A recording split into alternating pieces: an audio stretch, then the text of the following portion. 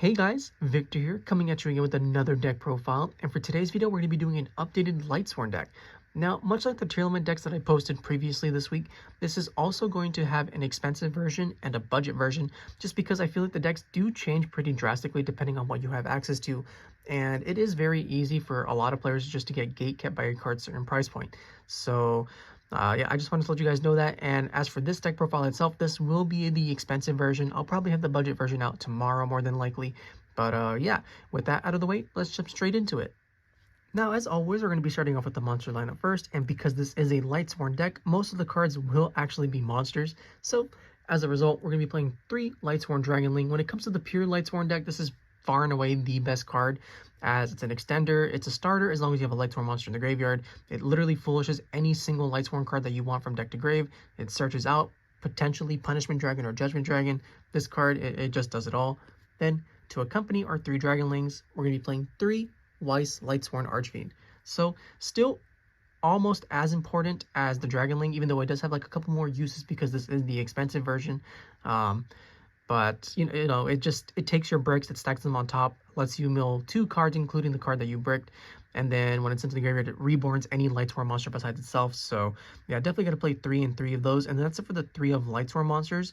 And for the 2 ofs, we're gonna be playing 2 Felis Lightsworn Archer and 2 Wulf Lightsworn Beast. So normally you'd be seeing me play like a 3-1 line or even like a 3-2 line, but because we wanted to include so many engines and we wanted to keep it under 20, I just opted for a 2-2 line, and honestly it works out pretty well. Like obviously you see your bricks a little bit less, which is fantastic unless you're just trying to open them with Weiss, which doesn't always happen, but it can. And this does allow us to basically play more cards that would allow us to push through our opponent's hand traps potentially, because the thing about like the Lightsworn deck is that even though it is technically like fragile to certain cards like Dimension Shifter and Draw and Lockbird, if your opponent is playing like all the 1-for-1 hand traps, this deck can easily push through all of them just because it has so much gas. And you know, the 2 Wolves and the 2 Felis definitely get us there fairly easily.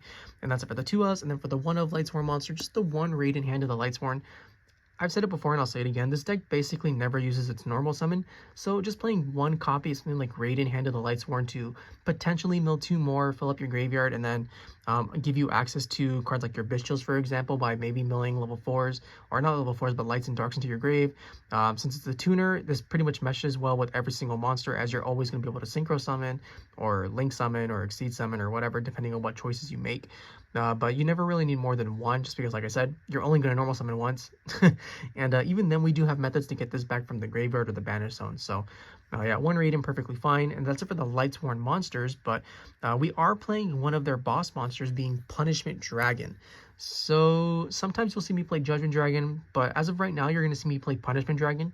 And while its effect is, you know, obviously useful at helping you recur your resources by shuffling all the banished cards and the cards in the graveyard that aren't Lightsworns back into your deck, this card actually goes pretty well when you're trying to play against something like Malice, for example, as if your opponent if your opponent, for example, goes activate Gold Sark, banish any Malice monster, you can chain your Punishment Dragon to shuffle that back into the deck, and just like that, they've lost one of their most important starters, and you've also gained back your resources as well. So, you know, this card can actually be used offensively, in addition to being used defensively, and then just like getting back all your resources so you can follow up with non-stop pressure during your next turn. Is just, yeah, it's just invaluable. And then it's a dragon, it's a level 8, so it just opens up even more Link and Exceed plays. And yeah, as of right now, Punishment Dragon, definitely the way to go.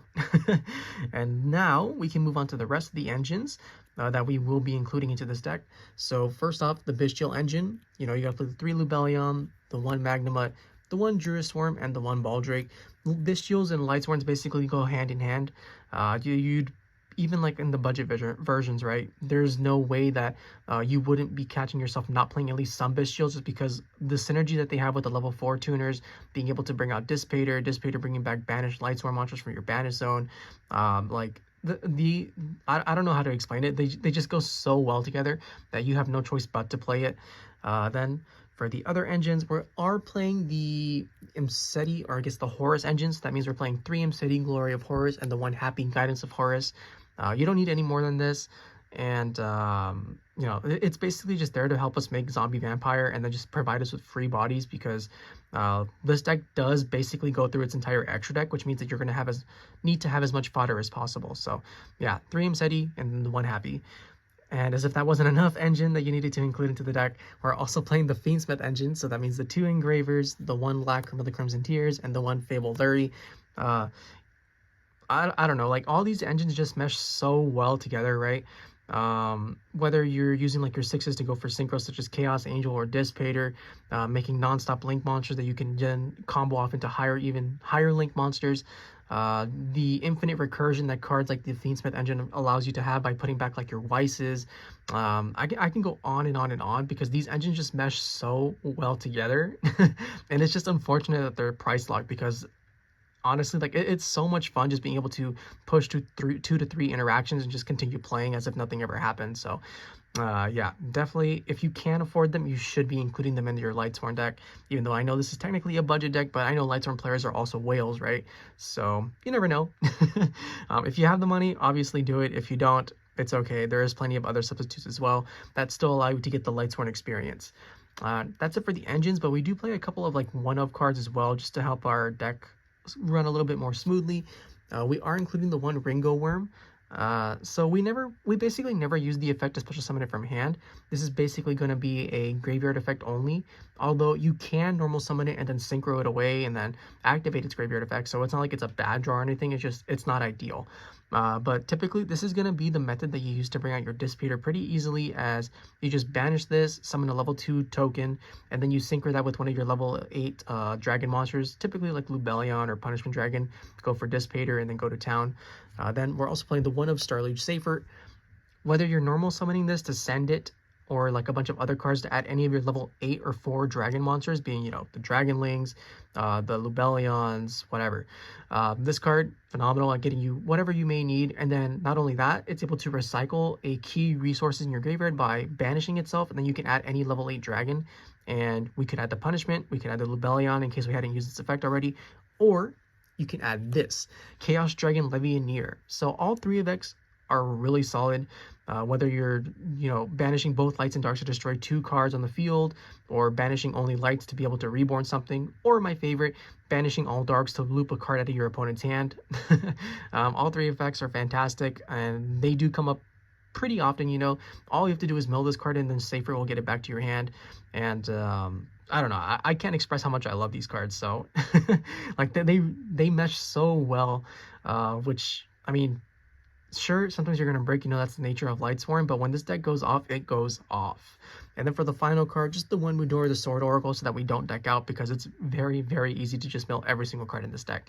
And with that, that's the monster lineup, and now we can finally move on to the spell and trap portion. Now, as stated earlier, this deck is basically all monsters, but we do play a couple of spells, and each one is like super high impact, right? So we're of course playing the 3 Charges of the Light Brigade, mill 3 for cost, search any Lightsworn monster, card's broken. Then we're playing 2 King Sarcophagus to go with our Horus engine. And a lot of the times you don't even need to activate this card to discard anything, just because you're milling so many cards. So as long as you have access to this card in your hand, you will at some point mill your Horus engine. So you know, like it's just really solid, even though there are times where you have to discard cards just to get rid of bricks or whatever, but it's not always going to be necessary. And then that's it for the 2-ofs. And then the 1-ofs, we play the 1 Fiendsmith tract to go with our Fiendsmith engine, the 1 Branded Regain to go with our Branded engine, the 1 Foolish Burial because it's a good card, and then the 1 Call by the Grave so we don't auto lose to Shifter if we draw it, which we probably won't, but hey, you never know. And then that's it for the spells. And then for the traps, we're just playing the 1 Lightsworn Aegis. I still really like this card. I think it's easily the best one. The only downside is you of course have to have a Lightsworn monster on the field. However, if you don't like Aegis, there are plenty of other options as well. I guess like the best one would technically be like the Black Goat Laughs, but I don't know, it's a Lightsworn deck, right? So I want to play all the good-ish Lightsworn cards that are available to me, and this one, especially when you pair with like the Desirae that we will be playing, for example, basically provides you with like 2 free Omni Negates, or not really Omni Negates, but like pseudo. I don't know how to, it's so weird, right? Like clearly they negate anything on that's face up on the field, but they're not like real negates. But that's enough about me rambling. Yeah, 1 Lightsworn Aegis, but like I said, if you want to play something else, by all means go for it. And with that, that's the main deck, 40 cards like always, and now we can finally move on to the extra deck.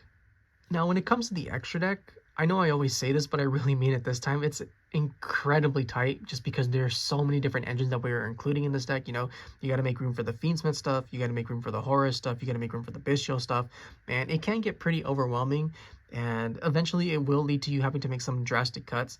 And one of the cards that we will not be playing, even though I love it to death, is the Minerva Exceed, as through my playtesting, I've basically always found myself just almost never needing it. We'd only summon it if like we were in danger or our hand was just abysmal. So I figured it's not really worth the space if we're only summoning it like 1 out of every 20 games, because it really is just that unnecessary in most cases. But if you want to play it, by all means, go for it. I just elected not to do it for this specific profile because I wanted to include some other stuff. So first, we're going to be talking about the fusions.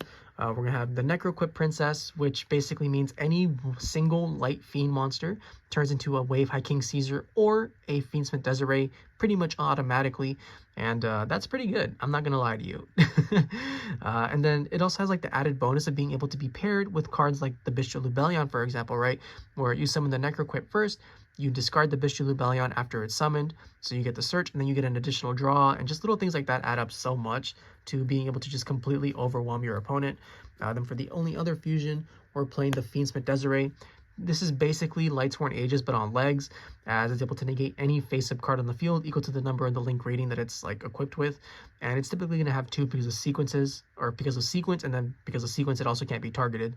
So you know, it's an untargetable negate that when it's sent to the graveyard also recycles their resources and then sends 1 card on the field to the graveyard. So yeah, this card, it's a little broken.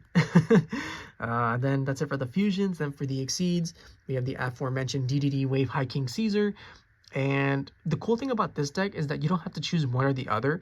Because we play cards like Weiss, Lightsworn, Archfiend naturally, we can actually make both cards on the field pretty easily, and that's just a lot for people to deal with. And a lot of times just that simple end board right there of High King Caesar plus Desirae can just win the game right then and there. So yeah, cards pretty good. And then for the only other exceed monster, we play the 1 zombie vampire. We play so many level 8s. So, you know, we got Lubellion, the Horus monsters, Punishment Dragon, all the level 8 synchros that I will be showing. This card can be made basically at any point throughout the game whenever you need a mill 4 and a free special summon. So yeah, zombie vampire got to include it, and that's for the exceed. And then we're going to go to the link monsters. First, we got the Fiendsmith Requiem to summon out the Lacrima or the engraver, depending on what your graveyard situation looks like, from your deck to the field. And then it also equips itself to a light fiend monster to be able to allow you to summon Necroquip Princess, because it just does that for whatever reason. We play Moon of the Closed Heaven to make sure that any 2 monsters can turn into the full Fiendsmith engine. And then we also play the Fiendsmith sequence to summon out the Desirae and, you know, give it the negates and non-targetableness. But that's not it for the link monsters. We're also going to be playing the 1 IP Masquerena, which is basically always going to go into the SP Little Knight. And then for the ones that I love playing in Lightsworn, being the Hieratic Seal of the Heavenly Spheres, we play so many dragons. You know, you play the Levianeer, you play the Dragonling, you play the Punishment Dragon, you play the Bystials, that it'd be stupid not to play this card. You know, it's a free bounce. If your opponent decides to Nibiru, it's a great way to basically just keep on putting pressure on your opponent, because when it's tributed, it's able to special summon a dragon from your deck. You know, during your opponent's turn, you can tribute this card to bounce any face-up card on the field back into the hand. Like this card, like there's the amount of pressure that it puts on your opponent is just invaluable. So yeah, you got to play it. And then for the last link monster, the 1 Starliege Skuldred, you got to free up your zones. And this card is basically the perfect one to do it, as it takes 4 monsters, or at least we're going to be using 4 monsters to summon it. And then we draw 4 cards, and we take 3 cards from our hand and put it at the bottom of our deck. So it gets rid of bricks. It gives us good cards, potentially. They can summon monsters from the hand. They boost monsters' attacks whenever something is summoned to a zone it points to. And then it's also a dragon, right? So you typically go into Starliege first, and then you link it off later on the turn for Hieratic Seal of the Heavenly Spheres. So yeah, these cards all broken. Let me know when you get tired of hearing that. And that's it for the link monsters. Then for the synchro monsters, we're going to be starting off with probably the most ineffective one currently, and that's Cyframe Lord Omega. So this card is actually still, like, it's not bad, but if you run into a Malice player, for example, you're probably going to be in for like a bad time, because you will be triggering their effects if you hit any of their monsters. So if you play against like a Malice player, just don't summon this, or if you do summon it, don't use the hand rip effect. because you can very easily just punish yourself by like banishing a white rabbit, then the right rabbit will come out and set a trap, and things really do spiral out of control at that point. So just don't do that. Just use it for its graveyard effect and because it's a level 8 that you can link with. Then for the other synchros, we're playing the one Minerva, the Athenian Lightsworn. You got to play it. It's a potential mill 6, level 8. And, you know, just mill 6, Lightsworn, and you typically get to choose 2 of those 6, right? Because on summon, it sends Lightsworn monsters from your deck to the graveyard equal to the number of Lightsworn monsters used to or synchro summon this. And then you just mill top 4 by banishing 4 different names. And they don't even have to be different names, but because we're playing the Punishment Dragon, they should be different names. Then next, we're playing the level 10 synchros. So we got to play the Bystial Dissipator. You know, whether you're negating monsters or destroying monsters by recycling banished lights and darks, or special summoning just extenders from your banished zone, this card, it's insane. See, I didn't use broken that time. But it really is. This card is so good. And then for the final monster, we're playing the one Chaos Angel, as it's basically a get out of jail free card, as it on summon banishes any card on the field from your opponent's side, and then I don't know, it's depending on what you use. If it's like a light or a dark, you get different effects. If it's a light, this card is unaffected by your opponent's activated monster effects, and then if it's a dark, it can't be destroyed by battle. And we play plenty of both, so it's not like it's the hardest thing in the world to summon. And with that, that's the Lightsworn deck. I hope you guys enjoyed it. If you did, please feel free to like, comment, subscribe, and I'll catch you guys next time. See ya!